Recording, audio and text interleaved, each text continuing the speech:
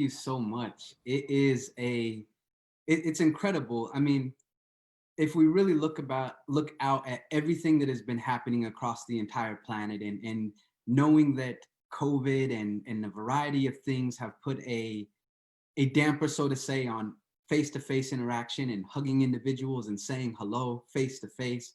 One thing that is incredible that has come out of this is the ability for me to be in California. It is early, I have my coffee right here, but me being in California and being able to be with your incredible community, it is an honor and a privilege to be able to spend some time with each and every one of you.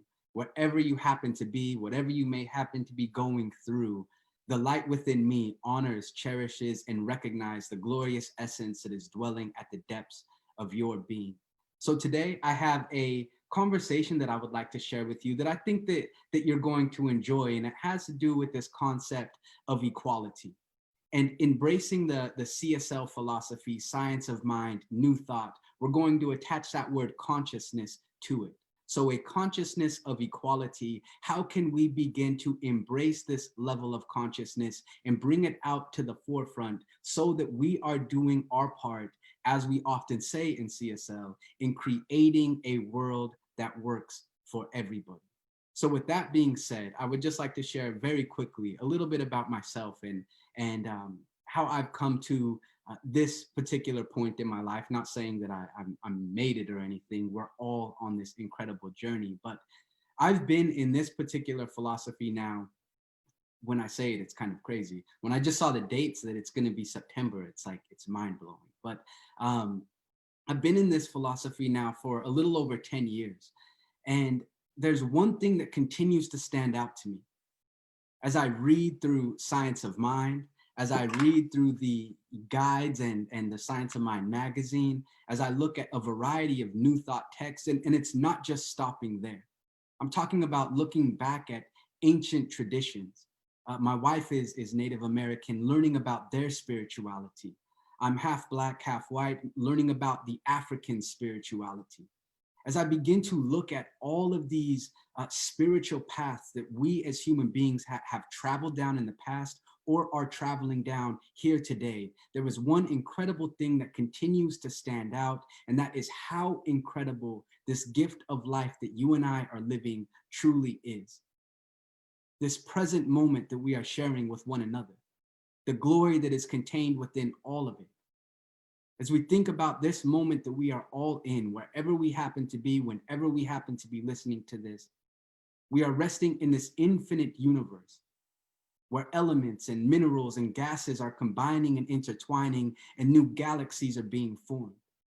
As we think about this sacred earth that we are standing upon, resting upon, dwelling upon, that is spinning and orbiting in such a divine and harmonious manner as the sun is illuminated this sacred planet that we have to call home. In this very moment of now, there are trees that are reaching towards that light.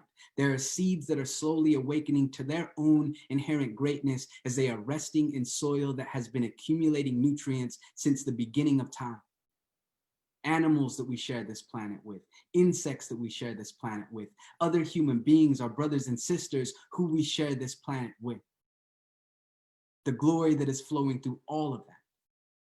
But what's so fascinating is there is not only this miraculous infinite universe that is out here, there is also an infinite universe in here, within all of us, our lungs that are breathing, our hearts that are beating, our blood that is flowing, our cells that are dividing, our atoms that are thriving. You see, the one thing that I've been continuing to recognize as I dive deeper in this spiritual journey is the recognition from the furthest planet to the closest atom within my being. There is one constant, and that is the divine is everywhere present.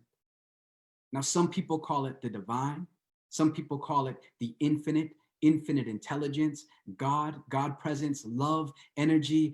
I myself have not found a word that is able to encompass it all, for it is the very essence and energy that enables me to speak a word out into the ethers. And that, my friends, when we recognize that, it shifts our mind in such a way that it opens up an entirely new doorway of opportunity where we begin to recognize wherever we are, God is there. Wherever another person is, God is flowing through them as well, which means we are tapping into this idea of a consciousness of equality. And as I like to say in this particular example, we begin to recognize that all is one. And when I say all is one, I know we talk about that often, but truly all is one on the sacred earth that we are standing upon.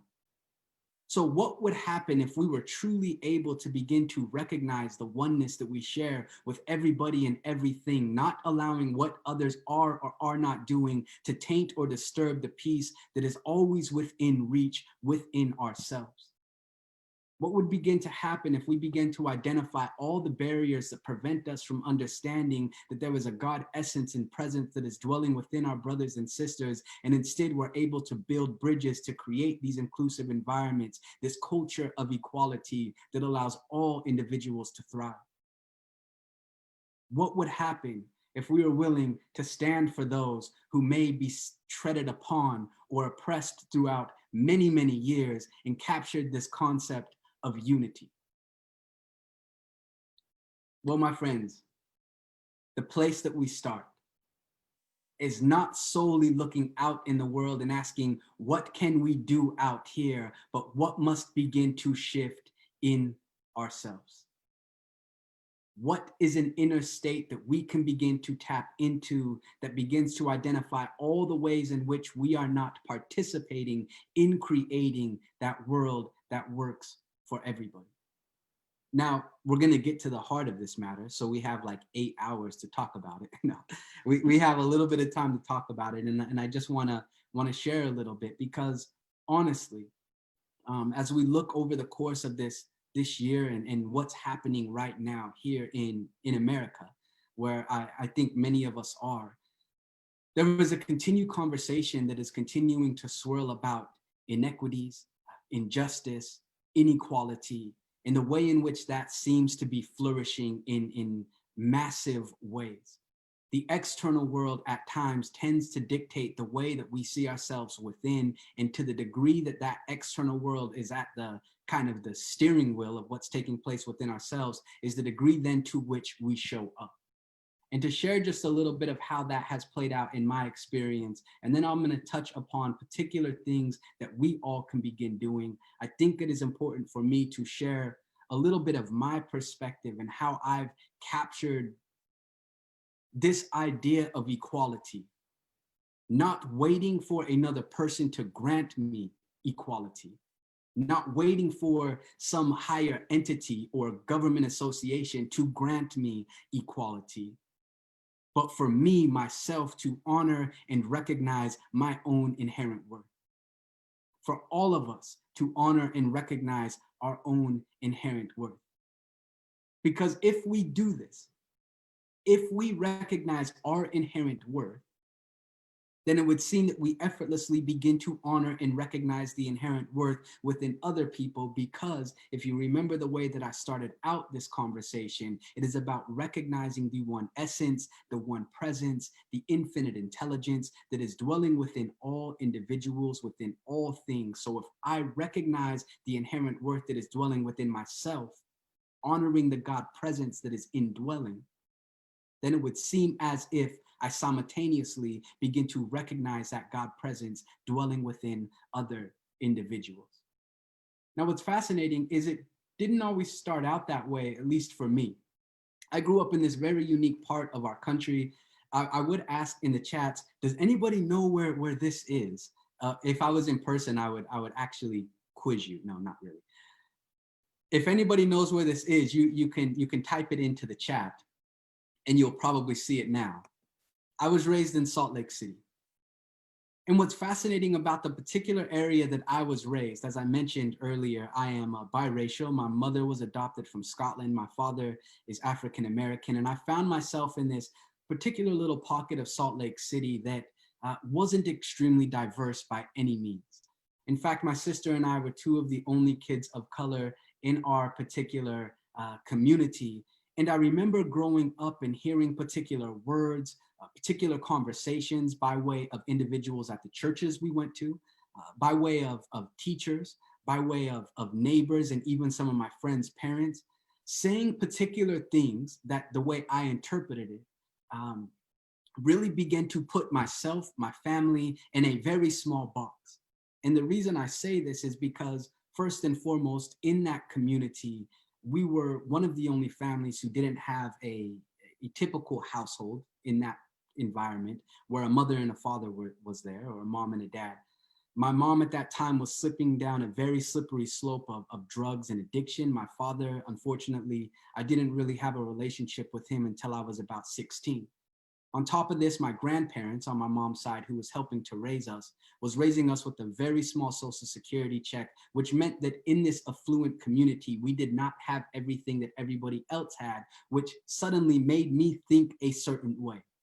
You see, I was allowing the external world to dictate my internal world. But as a young boy, not knowing how to internalize this and walking into certain classrooms, even at church, and seeing racial slurs written on the chalkboard directed at myself and my sister, I grasped those words that other people were saying, internalized it, and actually believed that's who I was. I was allowing another person's words to dictate my internal worth. And I was moving around like this. I was allowing the unfairness that I was experiencing to actually become my reality. And as we begin thinking about this particular conversation that I'm sharing here, and I don't know if, let's see. Let me get this up here. I apologize. As I begin thinking about this particular experience that I was going through, I didn't know how to really begin to capture that. And this is if I was in person, I would crack a joke.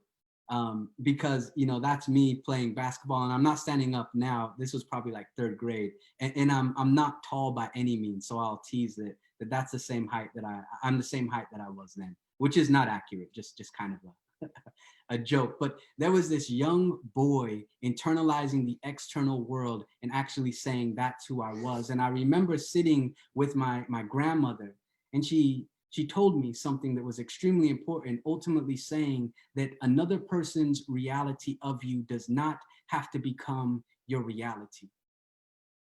And I didn't really know what to do with this. I eventually graduated from high school there in Salt Lake and returned to, went up to Seattle to go to college. And my father up there in Seattle had this spiritual friend. And I do this because I actually think I am probably one of those spiritual friends in many people's lives. And he would always say things, and I don't know if you've ever heard something like this. He would always say things to me like, Jeffon, God is everywhere present. There is no spot where the divine is not. Everything is happening in perfect, harmonious, and divine order. And I remember having these debates with him where I actually believed everything that he was saying was complete nonsense and garbage. I didn't believe it at all. I would point at things like my mom, who was entering into rehab for the third time. I would point at things like my grandparents who just passed away, who helped raise us, who were literally the foundation of my peace. I pointed at my sisters who were still in Utah and nobody there to really uphold them and cherish them and remind them of how incredible and how beautiful and how capable and the talents that they have within them. And I thought that I made a good point. And then he gave me a book. And what's fascinating about books is they have a lot of power, but there's this incredible thing that you have to do with a book. Like, just getting it doesn't really mean much, but once you do this miraculous move, suddenly it opens up a new doorway of opportunity. And this is something that you all can carry with you. It begins like this, like you gotta open it. And once you open a book and then you start utilizing your mind and piecing together the words and finding a way where you can distill the knowledge that is shared with you from that book, not in an intellectual way solely, but being able to actually experience it and apply it practically to your life, suddenly things change. And the book that my father's friend gave me is a book I'm sure many of you have heard of, and that is a book entitled A Course in Miracles. And there's one particular line that I will never forget in that book when I first opened it up. And it said, "The real cannot be threatened. Nothing unreal exists. Herein lies the peace of God." And it was at that time that it seemed as if a small door within my conscious mind was opened, and I began to look back at my experience and ask myself, maybe there was a divine order for the way in which everything happened in my experience. The injustice, the prejudice, the discrimination, the name calling, the racial slurs, the people discounting me, the people putting myself, my family in a small box saying we wouldn't amount to anything, all the individuals who doubted me, maybe they weren't actual barriers that prevented me from moving forward. Maybe they were actually the very blessings that were meant to appear on my path in order for me to recognize more of who and what I am. So I say all of this for all of you to begin to look back at your experience and bring into the forefront of your mind those abundant mountain peaks of happiness, of joy, of peace, of positivity, of abundance, of compassion that you've experienced in your life.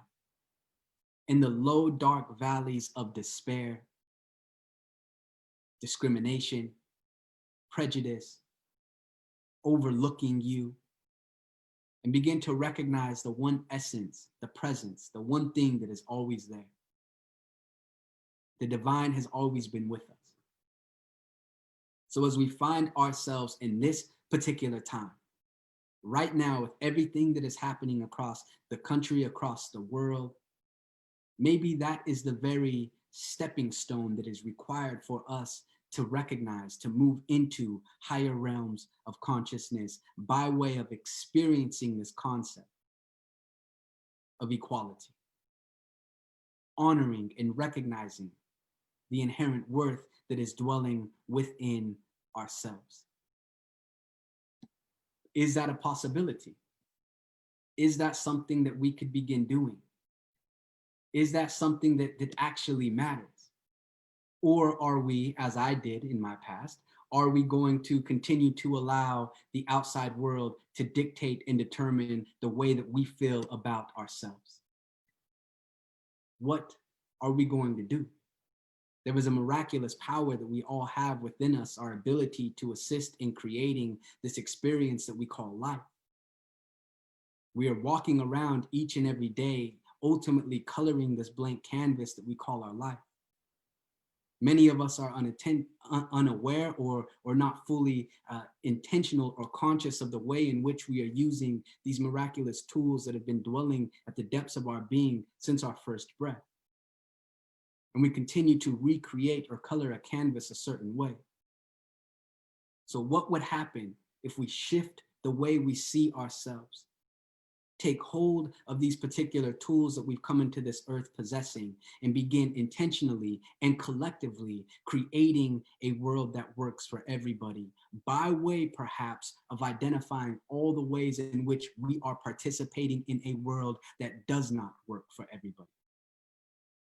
It is not enough just to simply read a book, to say a prayer and do nothing. It is not enough just to simply sit back and think positive thoughts.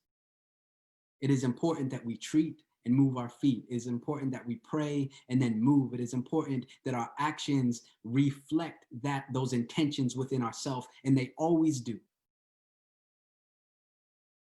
So can we begin to embrace these tools that we color the canvas of our life with, to create this world that reflects and honors the greatness dwelling within all? What are these tools, you may be thinking? Well, it's something that we all use day in and day out. They're like 4 paintbrushes that we're walking around with. The first one are our thoughts. The thoughts that we are thinking on a day-to-day basis. Nobody can jump within your mind and think your thoughts for you, though you can be swayed to think particular thoughts based upon the information that you are bringing within yourself. The second are those feelings the feelings that we are continuously cultivating, which often reflect the thoughts that we are thinking. Hence the reason why if you wake up and you are extremely excited, extremely grateful, thoughts begin to reflect those feelings, and it's a cyclical motion that we begin to tap into. Unfortunately, it seems for a lot of individuals, we ultimately find ourselves on this cyclical motion that is not empowering in nature, but disempowering in nature. So our feelings is that second brush. Our choices are the third brush. Nobody can choose the choices that you're going to commit to. And the one that is most important is action, which is the fourth brush. Thoughts, feelings, choices, actions are all things that are dwelling within you, and you are not at the mercy of what is happening out here. Instead, you can tap into those tools and begin to color this canvas of life in incredible ways. And so once we take hold of those tools, then, my friends, I would dare to say that it is an opportunity for us to dive deeper into this concept of equality. And what do I mean by equality? Equality is simply this. It seems as if, this is my perspective, it seems as if the thing that prevents unity, inclusion, celebrating and honoring all human beings who are walking this sacred earth, the thing that seems to prevent that from occurring is this illusionary dyad that we have been unconsciously programmed to participate in on a day-to-day basis. And what do I mean by that? Well, this illusionary dyad creates this imaginary type of thing that is very real for us, where certain individuals are superior and other people are inferior. And we do this by way of gender identification. We do this by way of sexual orientation. We do this by way of, oh, they just have a GED and that person has a doctorate or a PhD. We do this by way of, well, they make more money than this individual. I mean, have you seen that person's car? This person's pushing a shopping cart down the road. We do this in a variety of ways. But what would happen if you and I took 100% responsibility for our willingness to begin to dissolve this dyad and not begin to separate superior from inferior, but begin to honor the inherent worth that is dwelling within all human beings, truly honoring them? What would happen if we never, or we caught ourselves when we walk into a particular place and we feel as if we are superior to another person?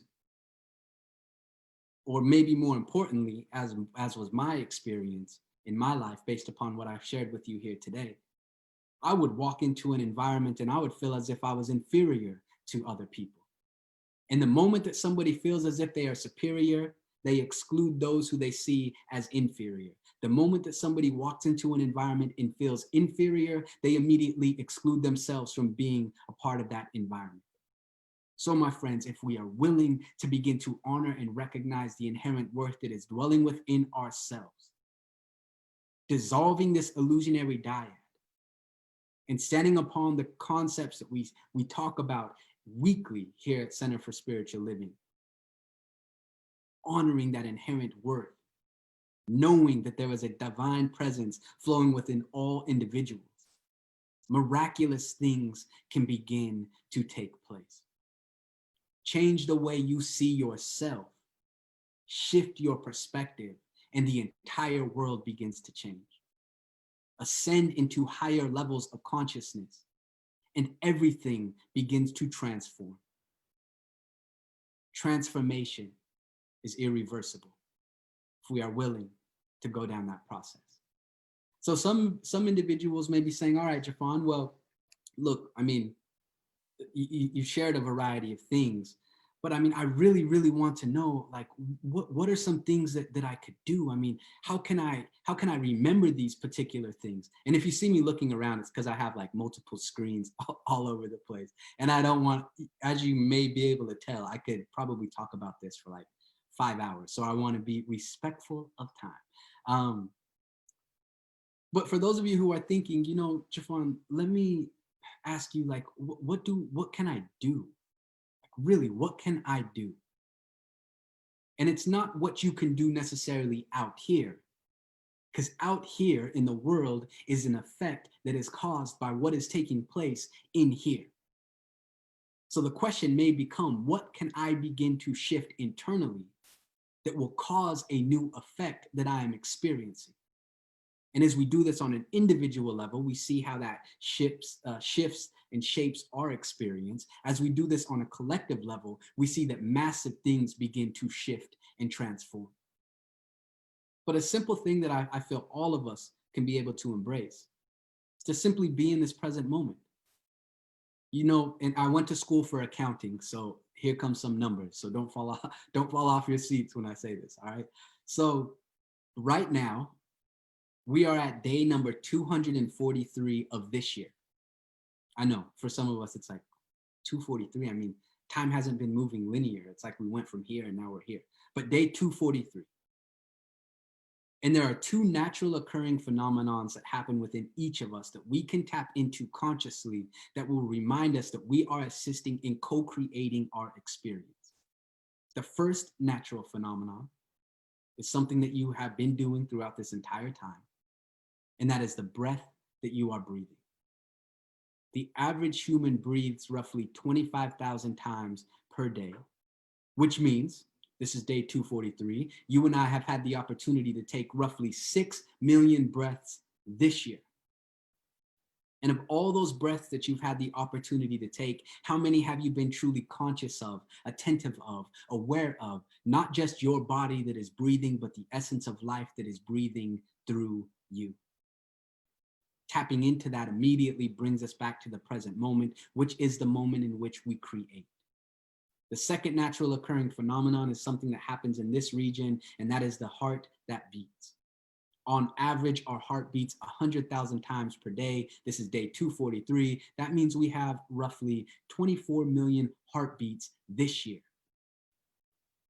And of all those heartbeats, those sacred beats of that heart, how many have you been aware of, conscious of, attentive of? Again, by slowing down, connecting with the breath, connecting with the heart that is beating within ourselves, the essence of life that is doing this just so effortlessly, so naturally, so gracefully, brings us back to our awareness that we are assisting in coloring this canvas of our reality with our thoughts, our emotions, our choices, our actions, brings us back to the realization that we are truly filled with this essence of life, as is everything else, brings us back to the understanding that we are inherently worthy, as is everybody else. And from this point of consciousness, we then move forth and do the good that we are here to do.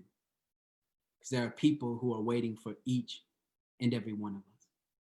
And with that being said, I am hopeful that you will stick around for the conversation that me and Reverend Brian will have here in just a bit.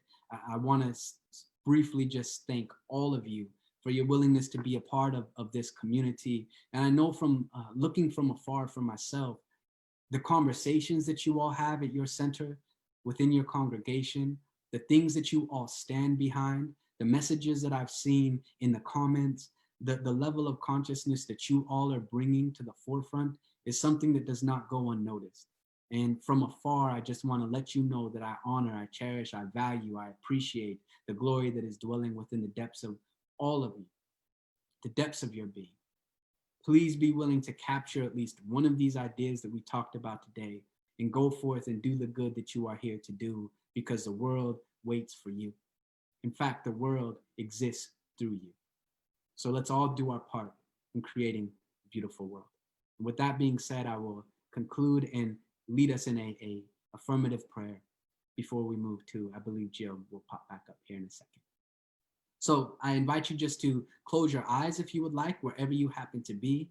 Feel the ground beneath you, and let us collectively take a deep breath in, sending that breath out. From this space, I invite you to know this with me. There was one essence, glorious presence, infinite intelligence that is flowing throughout the cosmos. It is the universe. It is the space in which all things exist. It is the energy for which all things get their energy from. It is perfect. It is whole. It is complete. It is beyond capturing in words, for it is the essence and energy that enables words to simply be. Appreciating this sacred essence, May we all recognize the oneness that we share with it. It is that which enabled us to wake up today. It is enabling us to breathe, to think, to move, to exist, to have our being. It is closer than the breath that we breathe, for it is the breath that we are breathing. Standing upon this unification, may we realize as we go throughout this day, this week, this month, for the rest of our existence, may we honor and recognize that we are divinely led and guided to do what is right, to do what is important, to make the impact that only we can make in this world through the essence that is dwelling within us. Reflecting upon this realization, may we just simply sit in gratitude, knowing that a grateful mind cannot also occupy anger, jealousy, envy, or hatred. Gratitude always tips the scale, and there is always something to be grateful for. Embracing all of this, may we release this out into the ethers, knowing that that which we think, that which we do so intently, intentionally, and consciously comes back to us effortlessly. So let us sow the seeds that we seek to see. Let us cause the events that create the effects that we are waiting for. We are it. Many blessings, and so it is.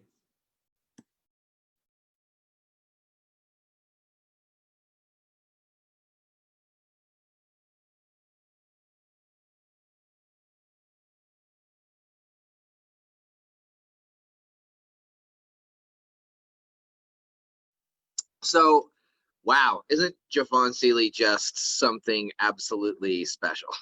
So, we're going to take a quick break.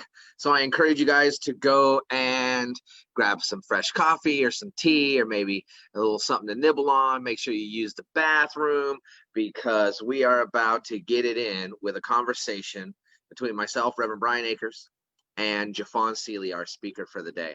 So, take a few minutes here, and we'll be right back shortly to chop it up with Jeffon Seeley.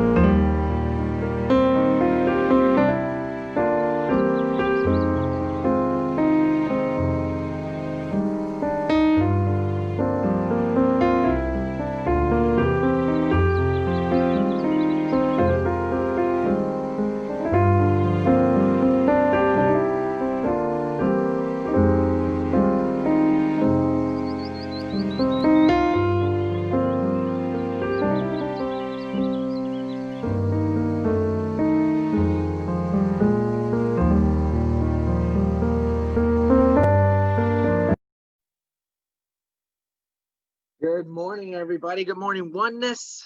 Thank you guys so much for sticking around and being a part of our post-service conversation between Reverend Bryant and Jeffon Seeley. And Jeffon, you're muted, so you can unmute now if you want. We got you? Perfect. Yep. Awesome. Sweet.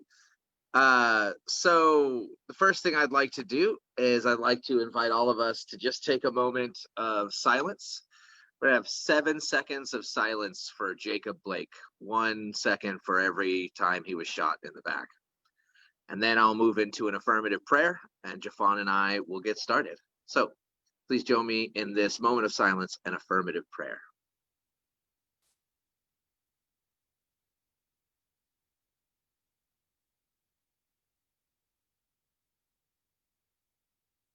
And so what I know is that right here where we are, right in this moment, there is only one. That oneness is complete. It is whole. It is absolutely all of the creative inspiration in the world and all of creation itself. It has thought of great ideas, and in even thinking those ideas, they have come to pass. They have come to be. And that great coming to be has been the cosmos, the universe, all of humanity. And so we are one with it. It is all that we are. I am one with it. Not because I am all of it, but because it is all of me. And so I know this to be true for each and every single one of us as I embrace this day as a day in which we simply show up, that we pick up all 4 of our brushes and that we color this tapestry of life in with our hopes and our dreams, our thoughts and our feelings. And so in this moment, I just give thanks. I accept all the goodness that there is and all the goodness of this conversation, blessing Jeffon, blessing myself, blessing all of us as we move into conversation, and know that everything that is born out of that conversation is good. And so with that goodness in tow, I simply surrender everything else. I take up that which is mine to do, which is to be here and to be present and to be with Jeffon and to have this conversation. And I know that the divine moves through us, moves through this stream, moves through this experience so much so divinely, that everything, every gift, every insight, every idea, every feeling, every experience of everyone who ever comes in contact with this conversation is blessed in ways that I couldn't even possibly imagine, but are already unfolding brilliantly in the mind of God. And so I let it be done, knowing it is already so. And so it is. Amen. So it is. Woo! Fire this morning, sir. You got it in today. Man, it was such a great experience. And I really loved Dawn's reading, Dorcas meditation, Jill's presenting, and Kim prior to, like, all it was perfect. It all aligned with such precision and great. Awesome. Well, I'm glad we were able to be good hosts, eh? Thank you, sir. And you know, there's nothing better as a good host than when you have an amazing guest.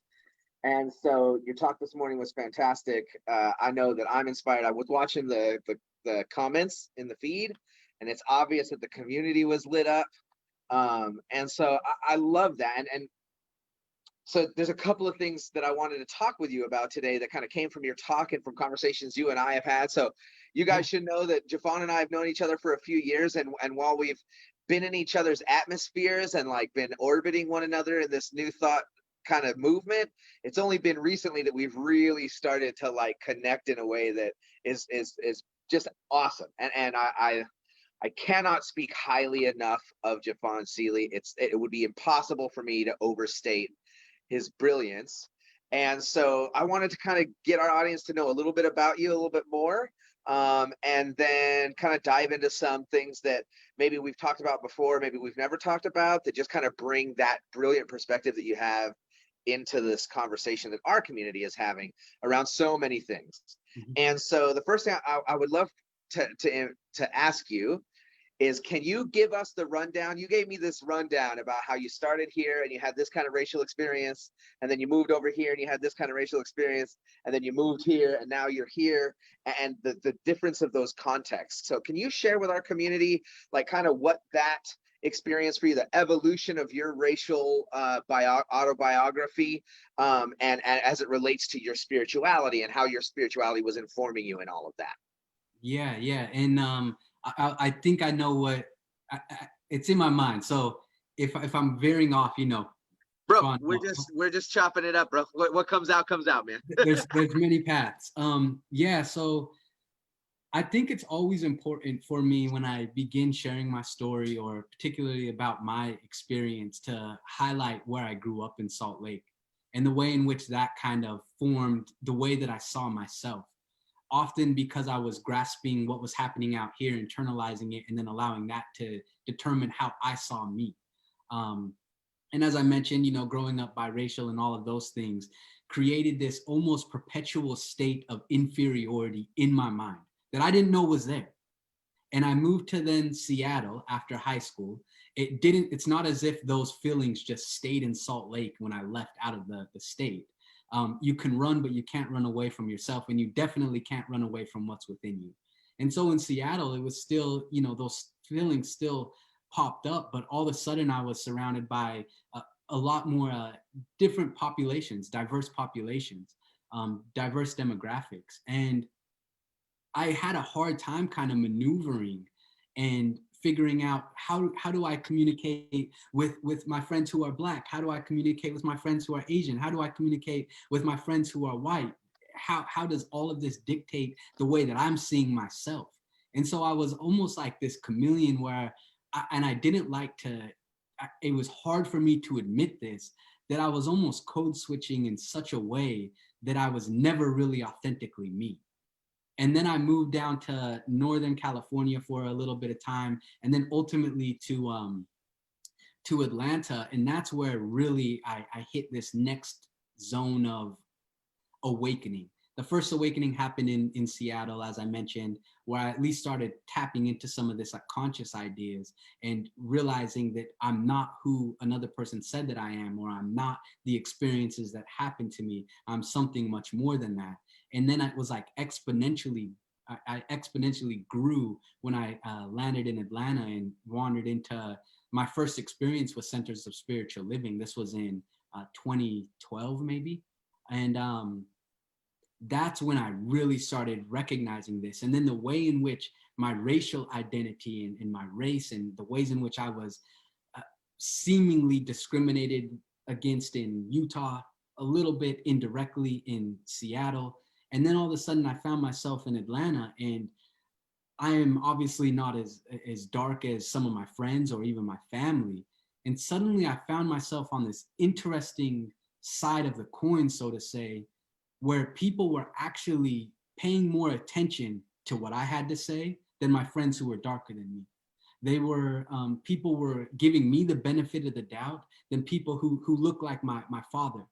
And I found myself in this interesting understanding of colorism and the way in which the color or the shade of our skin can ultimately determine how other people react to us. And what was fascinating then, when I found myself in around my white friends, is they would be listened to more than me. So it was this very interesting spectrum that I was navigating. And now I found myself here in Southern California, and I've really been intentionally taking those steps towards that conversation that I shared with the community, of this consciousness of equality, where I can speak up and give other people opportunities when I know that the attention is coming to me. And I can also be humble enough and not act superior where I have to dictate the conversation, and being aware enough of ways in which at times I'm afforded a luxury that often other people do not experience. And it is a continuous process, Brian. It's like, it's a continuous thing. Well, when we first talked about this, there was a stop between Atlanta and SoCal that was interesting to me. So after you left Atlanta, before you came to SoCal, you ended up like in the Dakotas or something, right? Oh yeah. Oh my gosh. How did I forget North Dakota? Oh my, yeah. Yeah. So my wife was doing her residency in North Dakota. Man, how did I forget? I mean, maybe, North Dakota, people probably like, wait, there's a North and South, which one is which? But yeah, in North Dakota, man, it was, man, that place served as such a powerful point in my life, because particularly around like the native populations, the white community, the divide, an unwillingness to begin to address a lot of the things that have just systemically been oppressive for that community. And it's not extremely diverse up there, particularly with Black folks. But I found myself in this unique position where I was able to move through both of those environments. In the white community, doing a variety of things, and also was accepted by a variety of Lakota individuals. And I mean, just learned a lot. And man, what an interesting journey when I really like stop and think about it. Yeah, well, and the first time I heard it, I was like, what, dude needs to write a book. Like, right? Like, Surviving those hopefully you're negative already 30, working on that, right? surviving that negative 30 up there, you know, Phew. is a book in itself. No, what is it? Trevor Noah said about Africans don't do snow. Snow, no, thank you. Just sun. Thank you very much. So there's this interesting angle that I think is so vital and so important. And we've talked about this in the past, and I'd love for you to share with our community. I've got a couple of members in my community or Black folks that have brought this to my attention. So as a white man and as a pastor and a preacher, it's been a real challenge for me to really have to tune in to like where my biases live, right? Like I constantly have to check my growth edges and press into them, and like by no means am I a finished product. And I got to be honest, I'm pretty certain this is a lifelong journey for me. Like making it to the age of 40, right, and having been indoctrinated in white supremacy for so long, like I can imagine that I'm going to do the rest of my life trying to unwind the stuff that is in there. But one of the things that you really talk about is that you can embrace the factual realities of oppressive systems and oppressive institutions and culture like we have here in the United States of America, and the idea that doesn't mean that you're disempowered, that means that you're a victim or that you're inferior. So can you talk a little bit about that revelation of the idea that, and how you balance the concepts of, yes, I find myself on the back end of systemic and institutional racism, but spiritually I don't have any sense of inferiority, and that just because this is here doesn't mean that I am less than or that I don't have power. Yeah, man, that's a really great thought there. So there's one thing that I see often, and we've talked about this, Brian, this concept of, well, it's all one and it's all good. And then it's like, okay, well, then I can, because I know that, I can completely ignore the realities of billions of our brothers and sisters on this planet because I know that there's something higher and better. And my whole concept is like, yes, there is a one essence, one power that's flowing through all things. And knowing that does not dismiss the fact that there are people who we are sharing this planet with who are experiencing extreme suffering, struggling, oppression, racism, discrimination, on and on and on. Now, for myself, the way that I've kind of encompassed this in my mind, or at least tapped into it, is the idea that the playing field, particularly here in America, has never been even for everybody. It has always been an uneven playing field for particular groups of people. Now, does that uneven playing field dictate the way in which I show up? Possibly. It maybe puts me in a position where I have to do things in a different way. But does that unfairness or uneven playing field dictate whether I can be successful or not in terms of whatever success means? And from my perspective, the answer is no. And the way I've tapped into this, or at least come to understand this a little bit more, is having a conversation with my mentor. He's 80 years old. He was born in Louisiana, African-American man.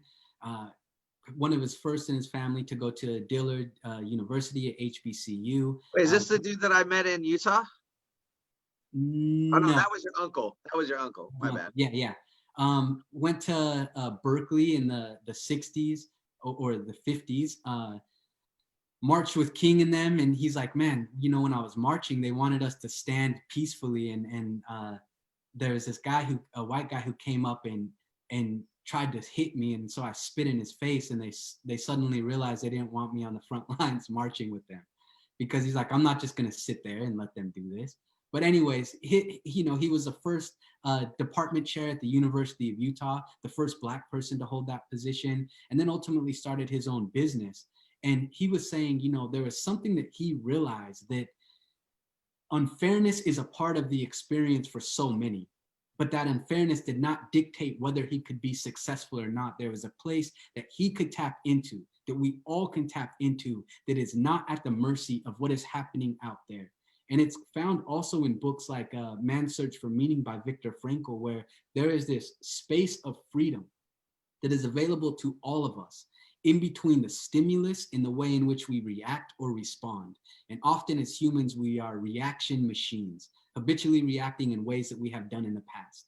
But if we can tap into this space of freedom that is found internal, regardless of what the stimulus may be, oppression, racism, discrimination, injustice, hatred, whatever the case may be, if we can tap into this space of freedom, we then have the power to consciously respond instead of habitually react. And in that response is the power, is the freedom where we can release victimization. I do not have to be a victim. Am I victimized? Perhaps. But I refuse to say internally that I am a victim. I can take 100% responsibility for how I show up right now. And in doing so, my creation, my reality is in my hands. There are going to be things around it that are outside of my control, but that does not take away the control that is always available to me internally. And that is what science of mind. That's why I wanted to bring you in on September, because September is our 9th principle of Oneness New Thought, which is, the balance of inner freedom, right, and interdependence. So that inner piece of that area where we have complete and total dominion, right? I hate the C word of control, right? But we have total dominion. We have total authority over like what happens in that space. Yes. But I don't think we have necessarily total control, right? Because when we talk about that, when you're impacted by something and then you have a reaction, that's happening so fast that like the control measures that were put in place to make that reaction happen probably buried so deep in the back of your mind that you don't have control over that reaction. But then when you have that internal reaction, what you do have control over is what you do with it, like how you like work with the alchemy inside and then choose to consciously respond. That's a great example. Yeah, that's a great example. And then this outer interdependence is, every human being has that inner freedom, and if it's abused, if we're in spiritual malpractice, then we do crazy stuff like chain people to the bottoms of boats and drag them across the ocean and force them to work and torture them and murder them and sell them like chattel. Mm-hmm. And so I think, it's funny when people come forward to me sometimes and they're like, well, but I don't want racism to exist anymore, right? And one of the things that's most challenging for us to admit is that the demonstrable evidence tells us what is currently active in our consciousness. So our collective consciousness as a society and as a culture is just straight up white supremacy. Like it's all over the place. You find white supremacy, right? And so when we're in the world, our natural reactions are built on that white supremacy. But that white supremacy itself was built using conscious thought and subconscious thought to get it done. And so it's like, systemic and institutional issues need systemic and institutional responses, right? And so mentally, spiritually embedded trouble needs conscious, mental, and spiritual responses, right? So as you've been doing this work, give us a couple of examples of just some moments that you've experienced in the work that you're doing that really stand out as being something that reminds you of the importance of like knowing that you are empowered by spirit. Yeah, I mean, a lot of the work that I've been doing, particularly with organizations and whatnot, is there is something powerful but also frightening in a level of vulnerability when one is willing to take conscious awareness, which tends to be roughly 5% of what we as humans age 30 plus actually embrace. We're 95% of what we do is unconscious. That's why you're saying like so much buried deep down inside of ourselves. So when something happens, we don't even know there's a space before we react.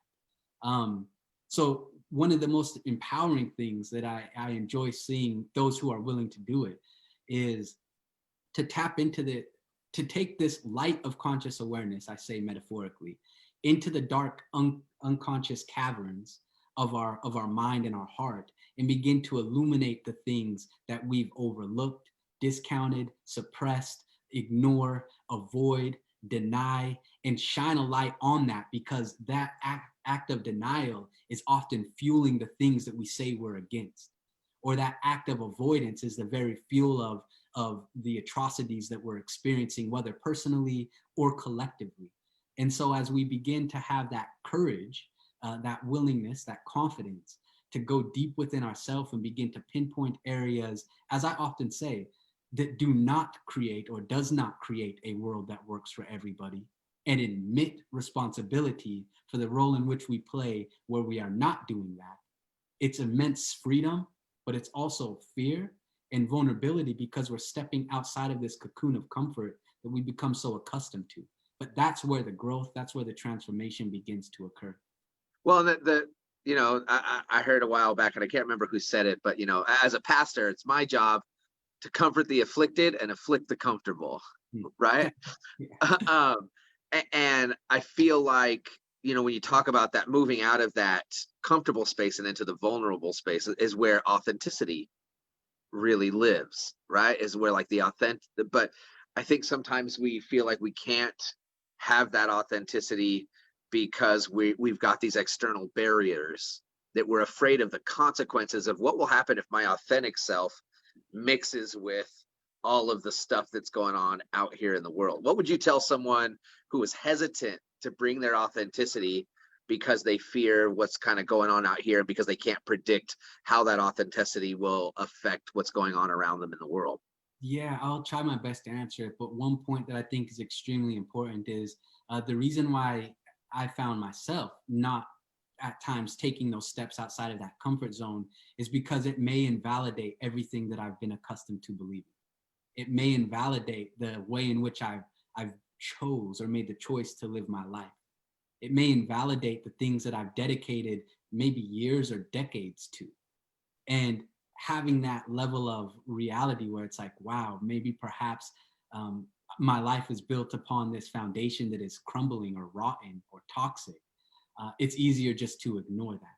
So the advice that I would share with individuals is to really draw closer towards a lot of the principles that we can find in a variety of texts, particularly New Thought tradition, and beginning to recognize, like, man, it's almost like the way we are living our life is like a dedication or a gift towards the cosmos, and the ripple effect is phenomenal and powerful. Um, but just be willing. Do you think it's going to be easy? Can it Well, be and I think, easy? I don't know, Absolutely. you tell me, because like growing up around New Thought since I was a preteen, I've heard a lot of stuff where people have tried to convince me that it's effortless and that it's super easy and that like it just happens naturally, and like that, and that has never, and when I say never, I mean literally never been my experience. There's always been some surrender, some relinquishing, some grieving, some hard work, some intense effort, right? And not that like that's always bad or sad, not that it's always like painful, right? But even like the good work, when you exert yourself intensely, can have like an ache about it. And so like, what is your take on the idea of like New Thought means that when we tap into this idea of our divinity, that suddenly the road is just paved with smooth, perfectly set diamonds or something? Yeah, yeah.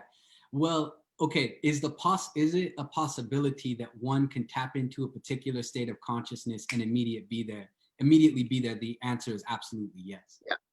That is no question. I mean, we can tap into that seed of possibility at any given moment. However, we often, and I'm speaking for myself, will tap into this realm of consciousness that I get like a flash of it, and I'm like, oh, I'm there. But then I'm back here.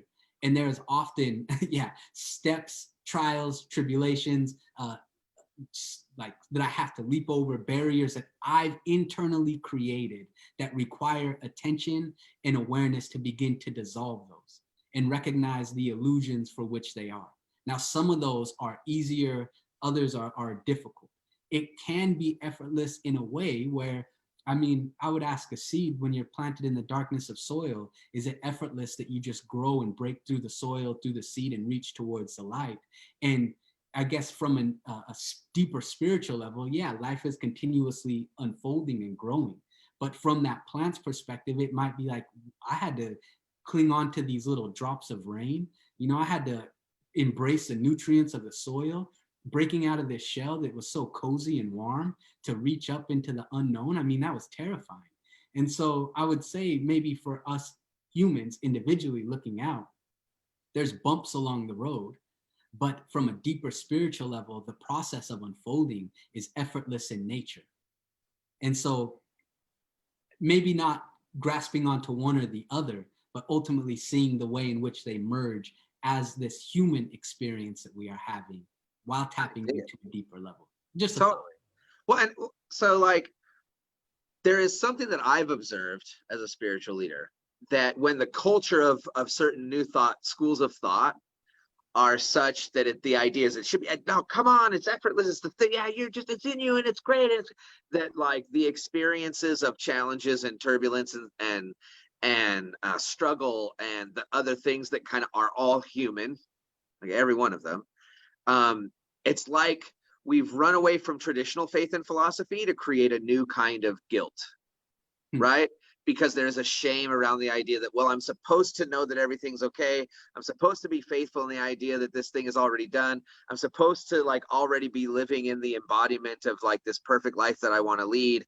And so we slip into, like, shameful denial of our reality, or we're just feeling guilty deeply about not being in our spiritual practices, or not doing it perfectly, or when we're struggling and in strife, that, like, we add to the struggle and strife our sense of guilt or shame or judgment about the idea that maybe we're not doing it right. So have you had any of that in your experience, or encountered that in your experience? And if so, like, kind of what are your thoughts and feelings about that?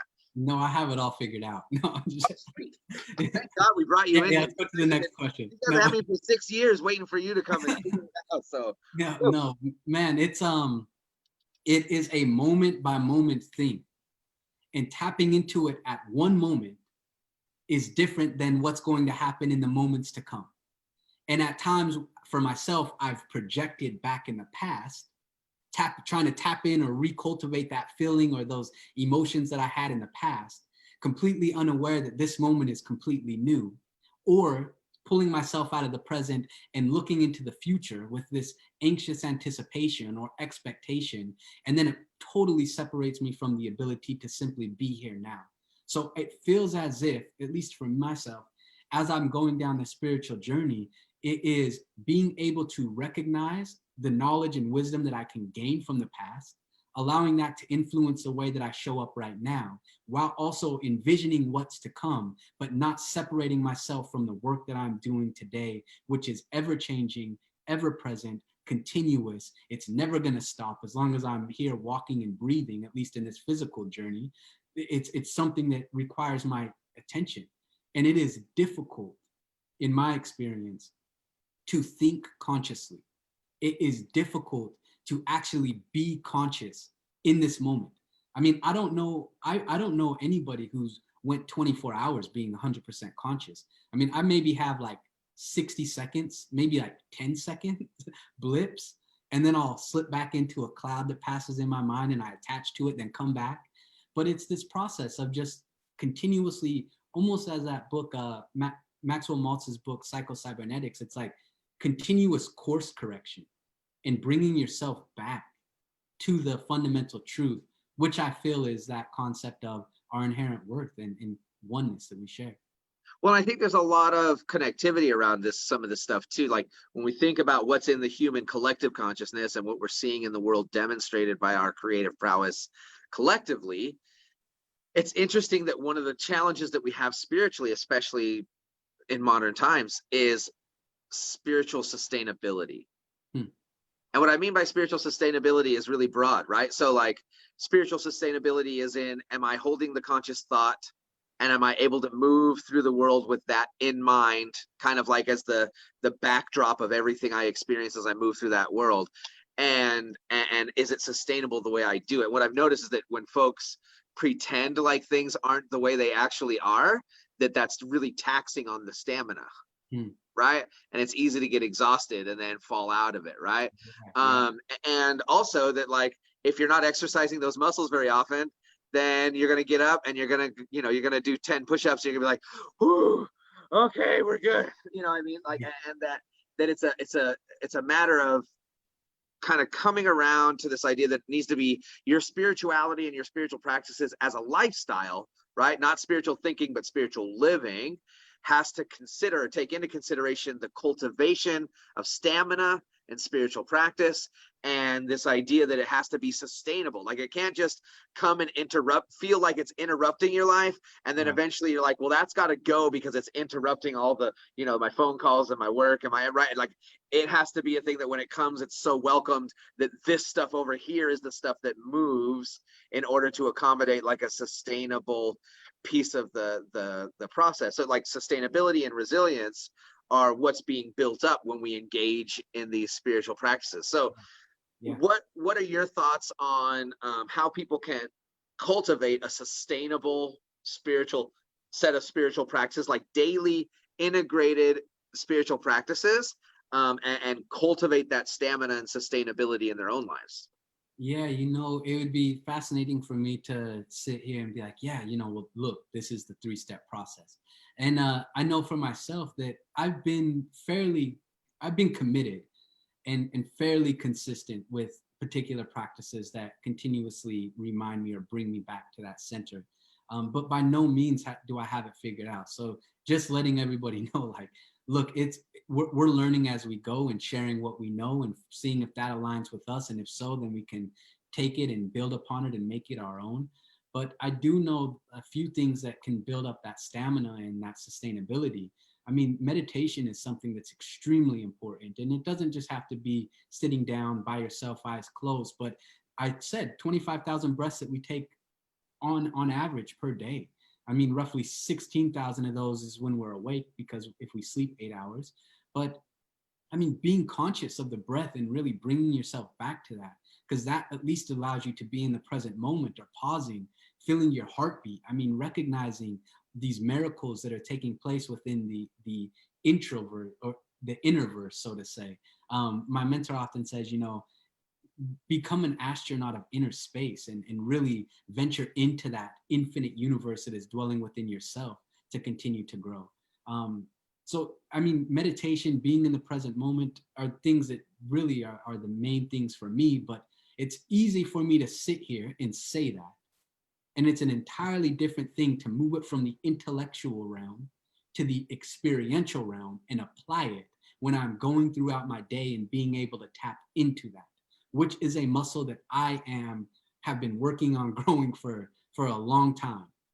Because it's easy to start off in the morning, a meditation, things are good, write, journal, do these things. And then at 4:30, a contract doesn't go through or something happens, or 2:30, and suddenly like my mind is so far from being in that present moment. So that is a continuous cultivation and practice of building that stamina and sustainability, where you're not just depleting your tank every day, but you're keeping that tank filled. And as the song said, it's like, if your cup is overflowing, don't let it spill. It's like, how can you capture that and share it with others? And how can you make sure that you are continuously filling yourself in a particular way that is empowering in nature? So that's not really an answer. It's just where I'm Yeah, no, that was perfect, man. And I think that's the key, right? Is compelling people to be in spiritual practice, right? Because if you're not actually in spiritual practice, you can understand this stuff all day.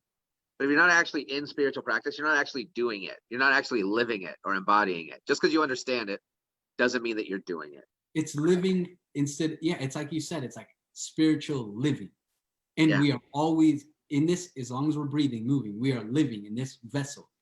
So how can that be actually, that's probably the greatest spiritual practice, is embrace the art of living.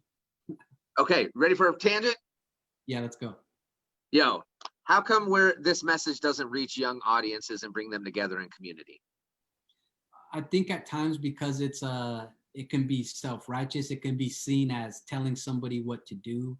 It can be seen as uh airy-fairy out there. I haven't seen any of the particular things that support the evidence. It could be by way of what is getting or garnering the majority of attention, which is extremely fast, quick, instant gratification, or focusing on the lives of another person or somebody who you look up to be as superior to yourself.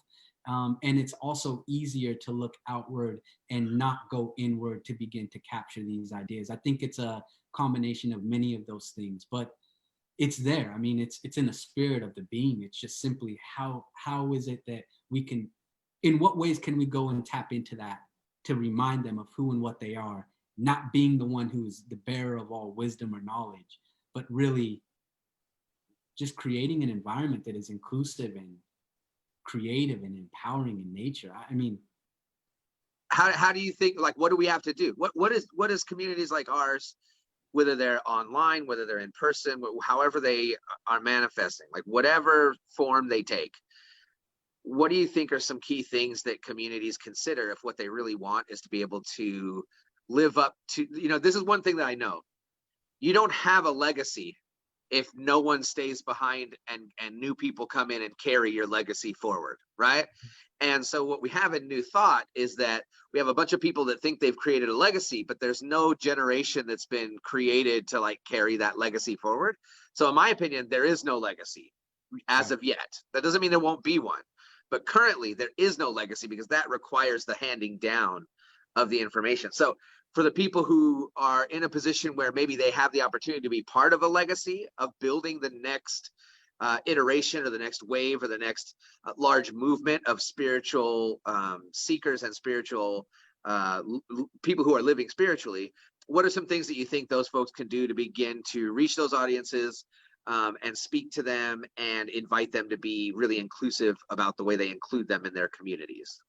yeah, this is a great point. So having the privilege to like go around and share, I mean, pre-COVID, a lot of places, post-COVID, virtually. Man, I think that we at times get so caught up in the formula in which things have been done in the past that we are tied to tradition and unaware that it's a continuously evolving process. And I know talking with some youth and even kids that were teenagers when I was doing the teen stuff in Atlanta at their church, and folks that I know who are Gen Z, millennials. Man, I think that the traditional way in which we've been doing church, particularly in New Thought, is not conducive or beneficial to attract the So wait, individuals. so are you telling me that showing up to a building every Sunday and having singing a song and doing some hugs and high fives and then having a talk and then having a prayer and then passing a basket and then singing some more music and going on our way is not the way to reach younger audiences? Is that what you're saying? That is a thought, and it serves its purpose, but we have to think differently. I mean, we have to think differently. And is it possible it can be a both and Exactly. in certain ways, right? Because there are people who enjoy that. I mean, I enjoy that. I've got a community full of people that love that.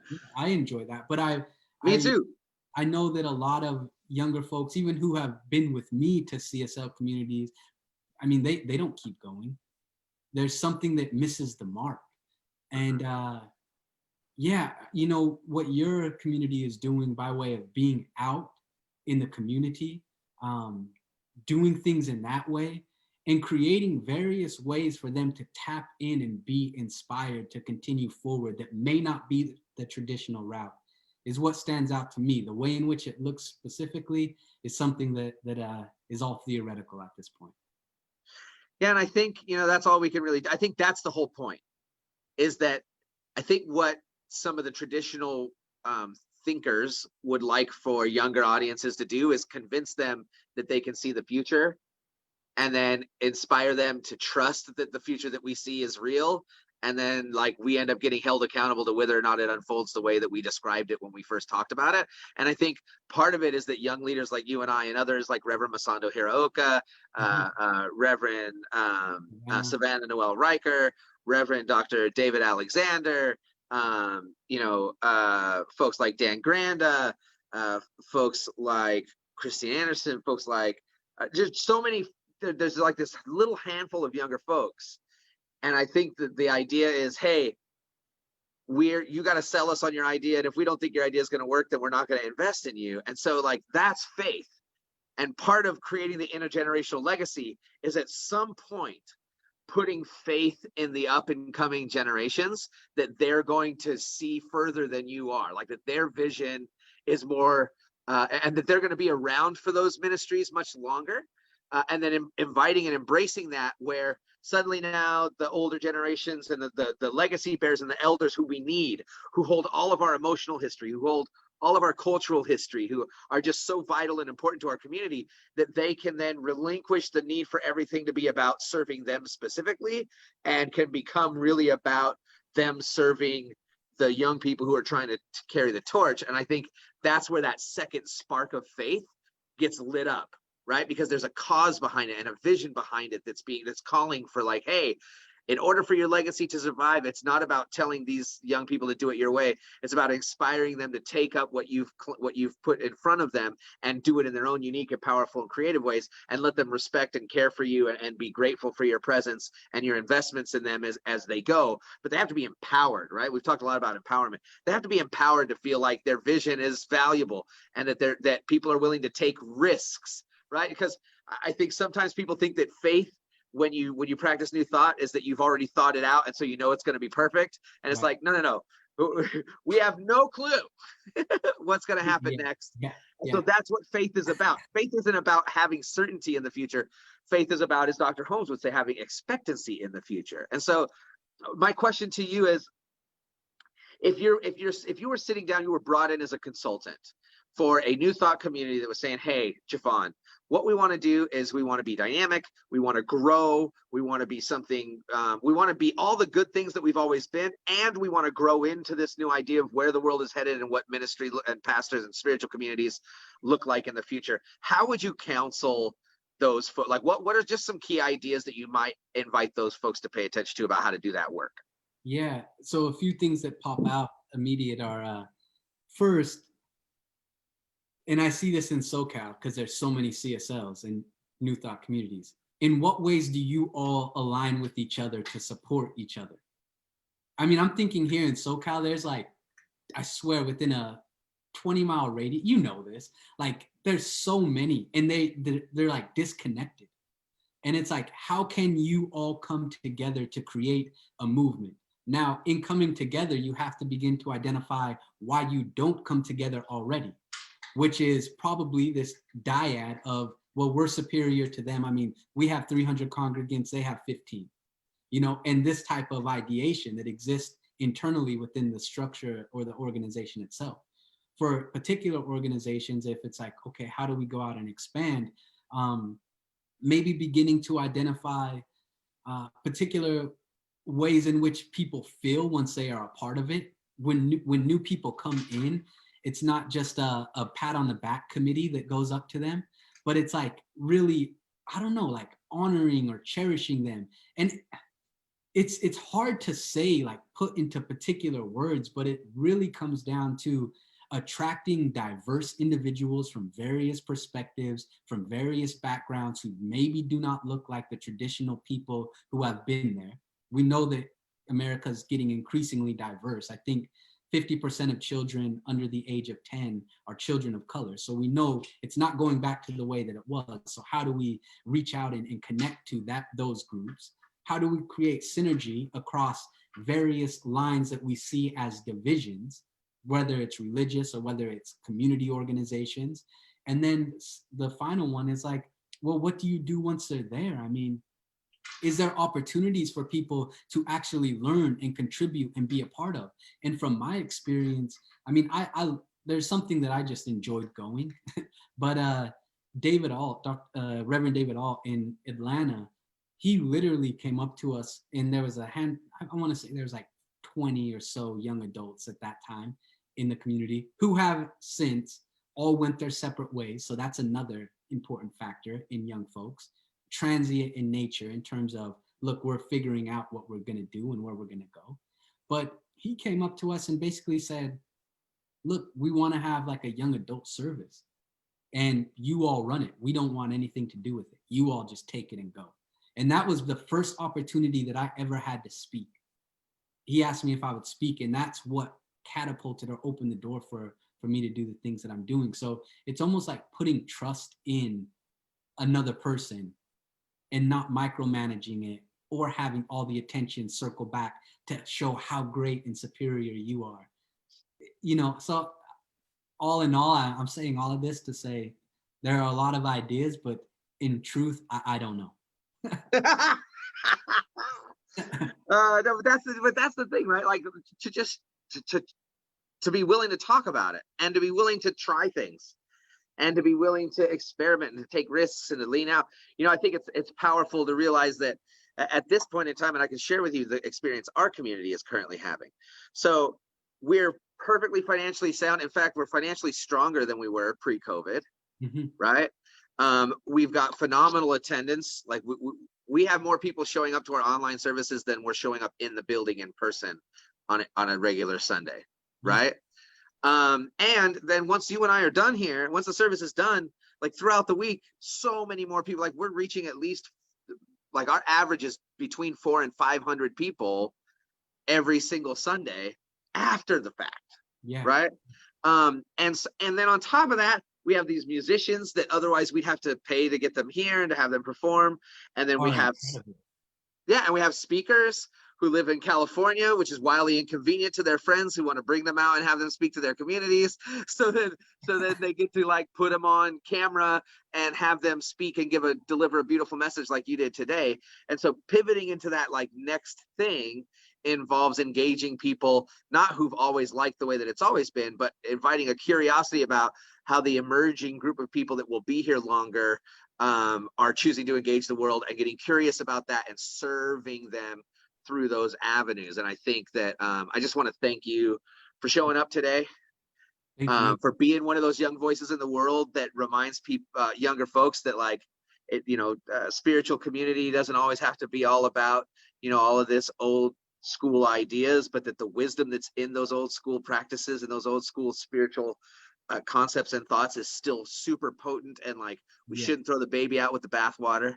And just as a dynamic speaker, I think you are intergenerationally one of the most appealing humans I've ever met, right? Like from Gen Z to the greatest generation, like I feel like everybody loves Jeffon Seeley. And so I really value that in you, because I don't necessarily know that I have that kind of mass appeal, but I think that the way that you kind of run your show and the way that you show up is just so authentically you, and so absolutely accessible by just about anybody that encounters you. And so I'm so grateful that Oneness CSL Columbia got to encounter you today. Thank you so much for waking up early. He's in California, guys. He woke up early to be live with us today.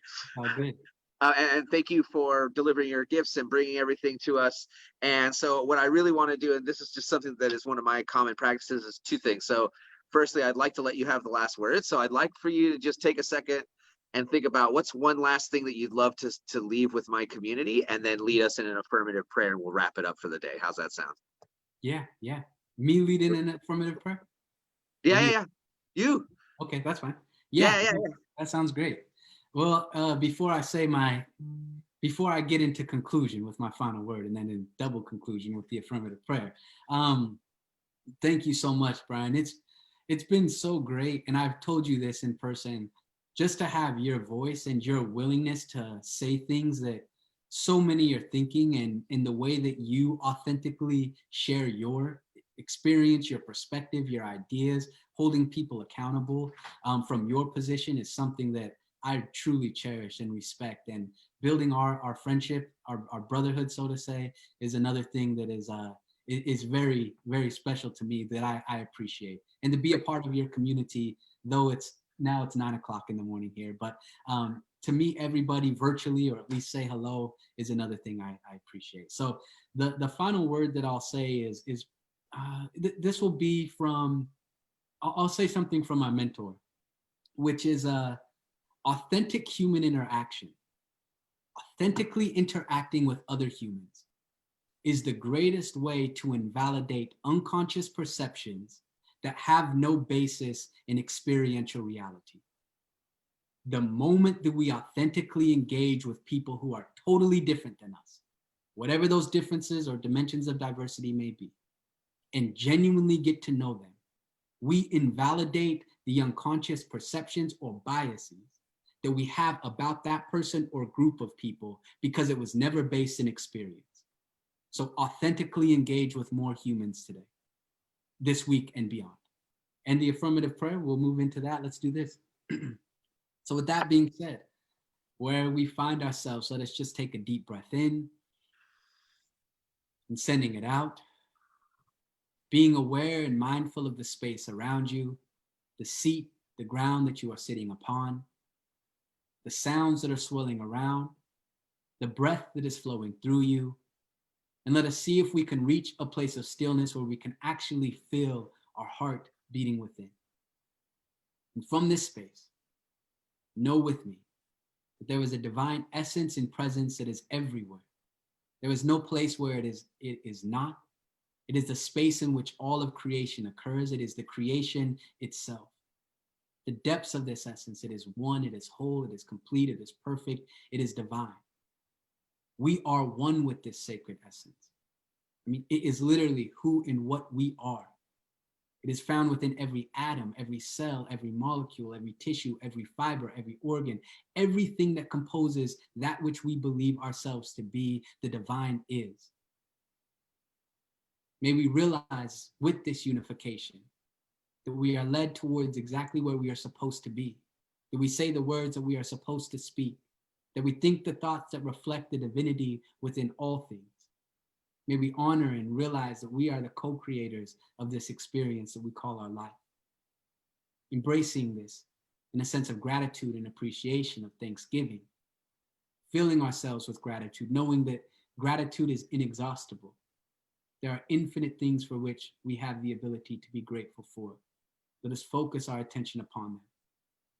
Acknowledging this divine presence, this oneness, realizing that we are led and guided, standing upon this gratitude, let us release these words, these ideas, these feelings, these emotions out into the ethers, into the divine cosmic law that brings back to us that which we sow into it, knowing that that which we believe deeply, know inherently, is that which comes back to us, revealed in the world of effect.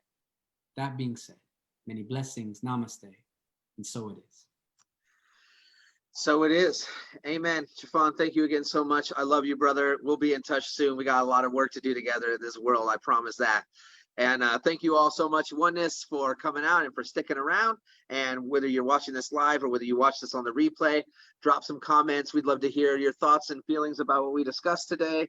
And yeah, at the end of the day, this week is your week to spend some time with people that aren't like you in authentically expressing yourself so you can invalidate those unconscious biases that are not based in practical reality. Jeffon Seeley, thank you so much for your time today. Thank you so much, Oneness. We love you, and we will see you next week at 10 o'clock right here on the Oneness CSL Columbia Facebook page. Peace!